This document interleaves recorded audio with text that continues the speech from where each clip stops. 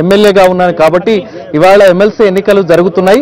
ఇందులో ఓటు వేసేందుకు తనకు అవకాశం ఇవ్వాలని న్యాయమూర్తికి ఆయన విన్నవించారు. దానికి సంబంధించి న్యాయమూర్తి ఒక పిటిషన్ దాఖలు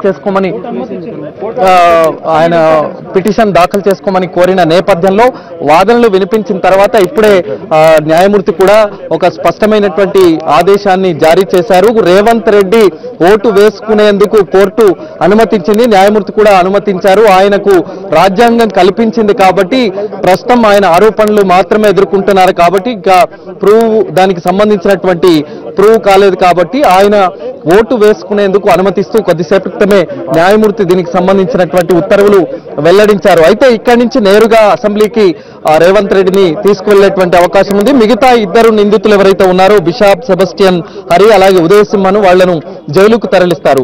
ఒక్క రేవంత్ రెడ్డిని మాత్రం నేరుగా అసెంబ్లీకి తీసుకువెళ్లిన తర్వాత అక్కడ ఆయన ఎమ్మెల్సీ ఎన్నికల్లో ఓటు వేశాక అక్కడి నుంచి ఆయనను జైలుకు తరలించేటువంటి అవకాశం మనకు కనిపిస్తుంది. నిన్న రాష్ట్ర రాజకీయాల్లో తీవ్రమైనటువంటి సంచలనం రేకెత్తించినటువంటి అంశం ఒక ఎమ్మెల్యే మరో ఎమ్మెల్యేకు డబ్బులు ఎరచూపి డబ్బులు ఇస్తూ ఏసీబీకి రెడ్ హ్యాండెడ్ గా చిక్కాడు. ఎమ్మెల్సీ ఎన్నికల్లో తనమ అభ్యర్థికి ఓటు వేసే విధంగా 5 కోట్ల డీల్ ను రేవంత్ రెడ్డి కుదుర్చుకున్నాడు. అందులో భాగంగా నిన్న 50 లక్షల రూపాయలు ఇస్తూ రెడ్ హ్యాండెడ్ గా ఏసీబీకి చిక్కాడు. ముందుగానే ఏసీబీకి ఈ స్టెఫెన్సన్ ఫిర్యాదు చేశాడు. ఆ ఫిర్యాదు ఆధారంగా ఏసీబీ అధికారులు 3-4 రోజులుగా దీనిపైన నిఘా ఉంచి వీడియో రికార్డింగ్ ఇతర సబ్స్టాన్షియల్ ఎవిడెన్సెస్ ఏవైతే ఉన్నాయో వాటి ఆధారంగా అతన్ని పట్టుకున్నారు. 50 లక్షల రూపాయలు కూడా సీజ్ చేశారు. ఇప్పటికే ఎఫ్ఎస్ఎల్ అధికారులు కూడా ఆ వీడియో రికార్డింగ్ లో ఏవైతే ఉన్నాయో రేవంత్ రెడ్డి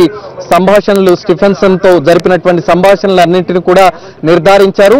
వాటి ఆధారంగా మళ్ళీ రేవంత్ రెడ్డి అలాగే స్టీఫెన్సన్ ఆడియో రికార్డులను కూడా మ్యాచ్ చేసి చూశారు. ఇవన్నింటినీ కూడా కోర్టు ముందు ప్రవేశపెట్టేటువంటి అవకాశం కనిపిస్తుంది. దానికి సంబంధించినటువంటి సీడీలను కూడా ఇప్పటికే న్యాయమూర్తికి సమర్పించారు. అలాగే ఐటీ అధికారులకు ఇన్కమ్ ట్యాక్స్ అధికారులు కూడా దీనిపైన దృష్టి సారించారు. ఎందుకంటే 50 లక్షల రూపాయలు పెద్ద మొత్తంలో ఎక్కడి నుంచి వచ్చాయి, ఏ బ్యాంకు నుంచి డ్రా చేశారు, ఎవరెవరి నుంచి రేవంత్ రెడ్డి వీళ్లకు ముట్టజెప్పాడనేటువంటి కోణంలో కూడా ప్రస్తుతం ఓవైపు దర్యాప్తు జరుగుతోంది. మరోవైపు ఎలక్షన్ అబ్జర్వర్లు కూడా ఇప్పటికే ఏసీబీ కార్యాలయానికి ఉదయమే వచ్చి ఈ వ్యవహారాన్నంతా కూడా చూసి చీఫ్ ఎలక్షన్ కమిషన్ కు కూడా ఒక రిపోర్టు సమర్పించారు.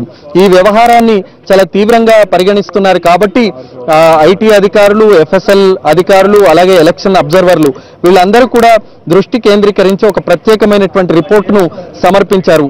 అయితే రేవంత్ రెడ్డి మరి బెయిల్ పిటిషన్ కూడా దాఖలు చేసుకునేటువంటి అవకాశం ఉంది. మరి ఇవాళ దాఖలు చేసుకుంటారా లేదంటే ఇప్పుడు దాఖలు చేశారా అనేటువంటి విషయం కూడా తెలియాల్సి ఉంది. స్పష్టంగా తెలియాలి అంటే న్యాయవాదులు బయటికి వస్తే గానీ ఈ అంశానికి సంబంధించి వివరాలు తెలిసేటువంటి అవకాశం మనకు కనిపించట్లేదు. ప్రస్తుతానికి మాత్రం రేవంత్ రెడ్డికి ఓటు వేసే హక్కును న్యాయమూర్తి కల్పించారు. ఆయన ఇవాళ జరిగేటువంటి ఎమ్మెల్సీ ఎన్నికల్లో ఓటు హక్కును వినియోగించుకునేటువంటి అవకాశం ఉంది. న్యాయమూర్తి ఆ వెసులుబాటును కల్పించారు కాబట్టి ఇక్కడి నుంచి అసెంబ్లీకి రేవంత్ రెడ్డిని తీసుకువెళ్తారు ఏసీబీ అధికారులు. ఇతర శాంతి భద్రతలకు సంబంధించినటువంటి అధికారులు కూడా రేవంత్ రెడ్డి కాన్వాయ్ ని ఫాలో చేస్తారు. రాష్ట్ర రాజకీయాల్లో తీవ్ర దుమారం చెలరేగినటువంటి అంశం.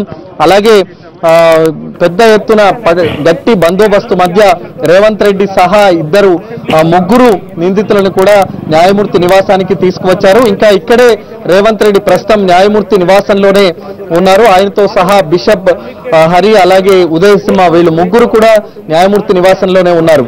కట్టుదిట్టమైన భద్రత నడుమ న్యాయమూర్తి నివాసం నుంచి వీళ్ళు బయటికి తీసుకువచ్చేటువంటి అవకాశం మనకు కనిపిస్తోంది. అయితే రేవంత్ రెడ్డిని మాత్రం అసెంబ్లీకి తీసుకువెళ్తారు.